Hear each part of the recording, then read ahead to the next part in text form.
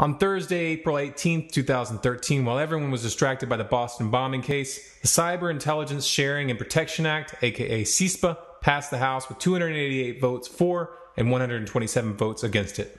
Typical sneaky politician tactic. They hoped you wouldn't notice. So what is CISPA and why should you care? How is it dangerous? First thing we should do is clear up one misconception. CISPA is not a framework designed to allow the government to easily take down websites like SOPA was. In fact, it doesn't deal with censorship at all. Instead, it focuses on the sharing of information between the US government and private companies. Now, there are two components to this information sharing. The first part isn't very controversial. It makes it easier for the government to share information related to cyber threats with IT companies. But it's the second component of this law that's troublesome, because it creates provisions to allow private companies such as Google, Facebook, or your internet provider to send your personal information to the US government at any time without a warrant. Companies sharing this information could do so without ever notifying you, and they would be completely shielded from any legal recourse. Information shared in this way would be exempt from the Freedom of Information Act, meaning you would have no way of finding out whether your data had been given to the government at all. Now, while this is supposedly intended to help protect networks from attacks from China, it should be clear that what the US government really wants is to use private companies to gather even more information about people like you. Now, of course, there's the typical defense that people put up, which is that if you aren't doing anything wrong, you have nothing to hide. But this ignores the fact that many of these IT companies are not politically neutral. We've seen this even in the past few weeks as Facebook has blocked numerous sites which were discussing the Boston bombing cover-up. Consider the danger of having a company employee that sees some controversial content that you've posted on Facebook or elsewhere be given the power to simply flag you and have your data sent to the authorities. In the context of the ever more blatant government corruption and criminality, this is extremely dangerous, and it should be viewed as a direct threat to whistleblowers and the alternative media. That this information gathering would be politically driven isn't just speculation. On February 5th of 2013, the White House announced plans to establish a new interagency working group to counter online radicalization.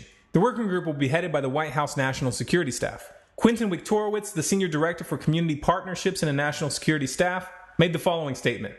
Violent extremist groups like Al-Qaeda, its affiliates and adherents, violent supremacist groups, and violent sovereign citizens are leveraging online tools and resources to propagate messages of violence and division. Now, obviously, they're using these derogatory terms to obscure the fact that they're going to be targeting political activists. Notice that they say messages of violence and division. Division being the operative term here, because you can accuse anyone who's speaking out against the government as propagating messages of division.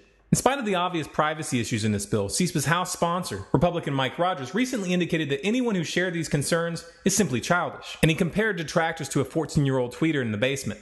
He then acted shocked when the internet responded by posting his address and other personal information online.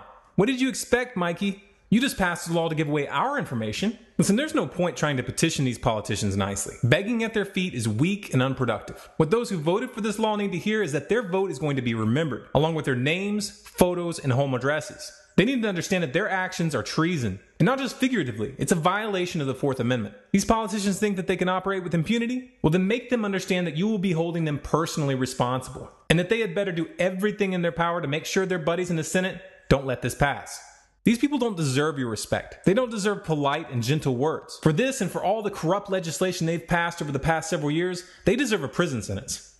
If you'd like more content like this, please subscribe to this channel, Storm Clouds Gathering, on YouTube. For updates and bonus content, follow us on Facebook at facebook.com/stormcloudsgathering, on Twitter at Collapse Updates, and our website stormcloudsgathering.com.